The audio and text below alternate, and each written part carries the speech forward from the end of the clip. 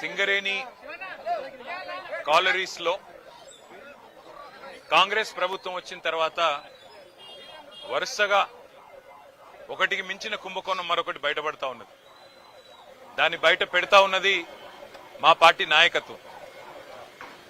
15,000 కోట్ల కుంభకోణం రేవంత్ రెడ్డి గారి బావమరిది సృజన్ రెడ్డి గారి కనుసన్నల్లో సైట్ విజిటేషన్ సర్టిఫికెట్ పేరిట జరిగిన కుంభకోణాన్ని బయటపెట్టింది బీఆర్ఎస్ పార్టీ. అట్లాగే సోలార్ టెండర్ల విషయంలో మరి ఏ రకంగా అక్రమంగా 100 కోట్ల కుంభకోణం జరిగిందో బయటపెట్టింది మా నాయకుడు హరీష్ రావు గారు. అట్లాగే నైని బొగ్గు టెండర్ విషయంలో వాళ్లకు మంత్రులకు ముఖ్యమంత్రికి వాటాలు కుదరక మంత్రులకు ఉప ముఖ్యమంత్రికి ముఖ్యమంత్రులకు అల్టిమేట్ గా మీడియాలో పనిచేసే జర్నలిస్టులను అరెస్ట్ చేసే కాడికి పోయిన విషయం కూడా మనకు తెలిసిందే. అట్లాగే ఆ నైని బొగ్గు టెండర్ను కూడా రద్దు చేసిన విషయం కూడా మనకు తెలిసిందే. మొన్న మా పార్టీ అనుబంధ సంస్థగా ఉన్న తెలంగాణ బొగ్గుగని కార్మిక సంఘం మా పార్టీ కేంద్ర కార్యాలయం తెలంగాణ భవన్లో ఒక సమావేశం పెట్టుకుంటే అందులో అన్ని విషయాలు ప్రస్తావనకు వచ్చినాయి. ఎట్లా సింగరేణి సంస్థ ఈ రోజు మొత్తం కార్మికుల పుట్టగొడుతున్నది, కేసీఆర్ గారి ప్రభుత్వం ఉన్నప్పుడు ఎట్లా 19,000 వారసత్వ ఉద్యోగాలు మెడికల్ ఇన్వాలిడేషన్ బోర్డు ద్వారా ఇవ్వడం జరిగింది, ఏ రకంగా ఇవాళ కాంగ్రెస్ ప్రభుత్వం వచ్చిన తర్వాత మరి ఆ బోర్డు మొత్తం ఎత్తేసి 11 నెలలుగా బోర్డు మీటింగులు పెట్టకుండా వేలాది మంది పిల్లలకు అన్యాయం చేస్తా ఉన్నారు.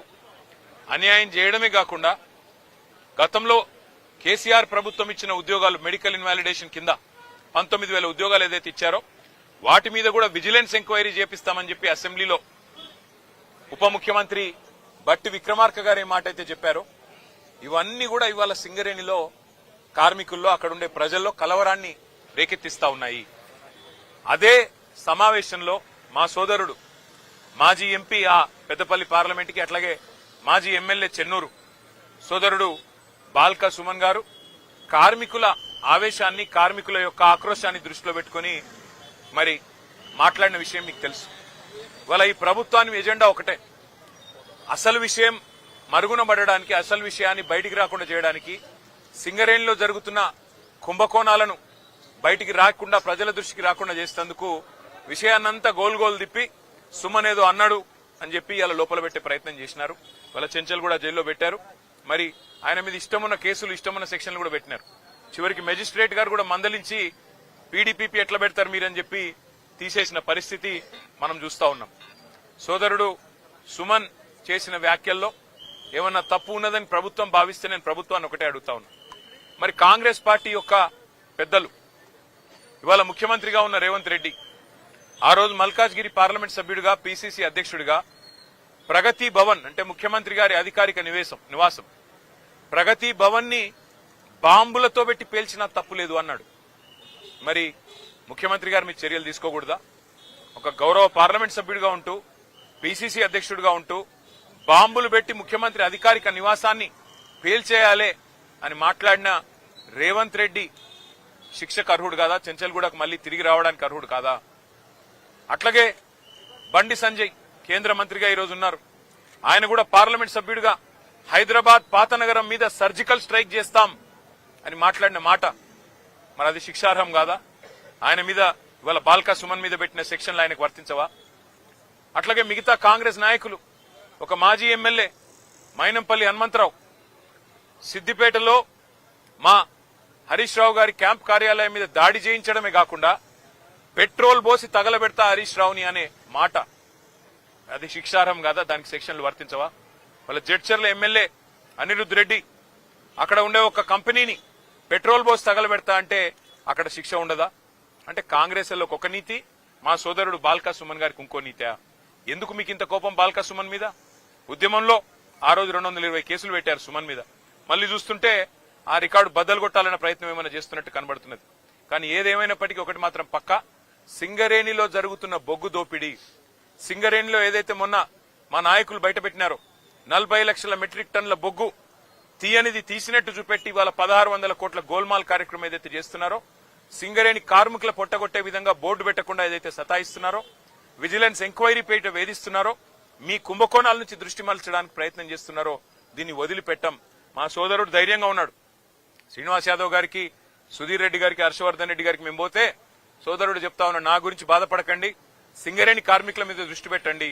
మా వాళ్ళు ఆక్రోశంతో ఉన్నారు మంచిర్యాల జిల్లాలో, మా ఆదిలాబాద్ జిల్లాలో, రామగుండంలో, మీరు దాని మీద దృష్టి పెట్టండి అన్న, వాళ్ళ కోసం కొట్లాడండి, నాకు జైలు కొత్త కాదు అని చెప్పి తమ్ముడు చెప్తా ఉన్నాడు. మాకు జైళ్లు కొత్త కాదు, పోరాటాలు కొత్త కాదు, మీరు పెట్టే కేసులు కూడా కొత్త కాదు. కానీ మేము మాత్రం వదిలిపెట్టం.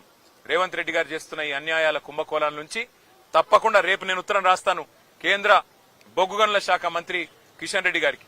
సింగరేణిలో ఇవాళ 40 లక్షల మెట్రిక్ టన్నుల బొగ్గును లేనిది ఉన్నట్టుగా చూపెట్టి రికార్డులు ఇస్తుంటే 49% వాటా ఇవాళ కేంద్ర ప్రభుత్వానికి ఉంది. మీరు ఏం చేస్తున్నారు బీజేపీ నాయకులారని నేను అడుగుతా ఉన్నా. అట్లాగే కుంభకోణం జరుగుతుంటే ముఖ్యమంత్రి గమ్మునెందుకున్నాడు, ఆయనకేం అవసరం వచ్చిందని చెప్పి నేను అడుగుతా ఉన్నా. తప్పకుండా నిజం నిగ్గు తేలేదాకా మా సోదరుని కావాలంటే జైల్లో పెట్టుకోండి, ఇంకో వారం రోజులు ఎక్కువ పెట్టినా తను తయారుగానే ఉన్నాడు, మాకేం భయం లేదు. కానీ వదిలిపెట్టం ఈ అక్రమాలు, అన్యాయాలు సింగరేణి కార్మికుల తరఫున తప్పకుండా ఈ ప్రభుత్వాన్ని నిలదీస్తూనే ఉంటామని చెప్పి మీకు తెలియజేస్తూ అందరికీ ధన్యవాదాలు. సింగరేణి కాలరీస్ లో కాంగ్రెస్ ప్రభుత్వం వచ్చిన తర్వాత వరుసగా ఒకటికి మించిన కుంభకోణం మరొకటి బయటపడతా ఉన్నది. దాన్ని బయట పెడతా ఉన్నది మా పార్టీ నాయకత్వం. 15,000 కోట్ల కుంభకోణం రేవంత్ రెడ్డి గారి బావమరిది సృజన్ రెడ్డి గారి కనుసన్నల్లో సైట్ విజిటేషన్ సర్టిఫికెట్ పేరిట జరిగిన కుంభకోణాన్ని బయటపెట్టింది బీఆర్ఎస్ పార్టీ. అట్లాగే సోలార్ టెండర్ల విషయంలో మరి ఏ రకంగా అక్రమంగా 100 కోట్ల కుంభకోణం జరిగిందో బయటపెట్టింది మా నాయకుడు హరీష్ రావు గారు. అట్లాగే నైని బొగ్గు టెండర్ విషయంలో వాళ్లకు మంత్రులకు ముఖ్యమంత్రికి వాటాలు కుదరక మంత్రులకు, ఉప ముఖ్యమంత్రికి, ముఖ్యమంత్రులకు అల్టిమేట్ గా మీడియాలో పనిచేసే జర్నలిస్టులను అరెస్ట్ చేసే కాడికి పోయిన విషయం కూడా మనకు తెలిసిందే. అట్లాగే ఆ నైని బొగ్గు టెండర్ను కూడా రద్దు చేసిన విషయం కూడా మనకు తెలిసిందే.